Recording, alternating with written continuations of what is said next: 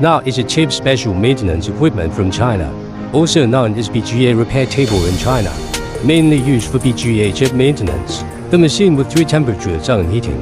Better protection of the motherboard is not easy to damage. For the chip parts and then separate heating, greatly in. Now let's look at how to use the repair table to weld the socket of this motherboard. Professional operation. Do not imitate.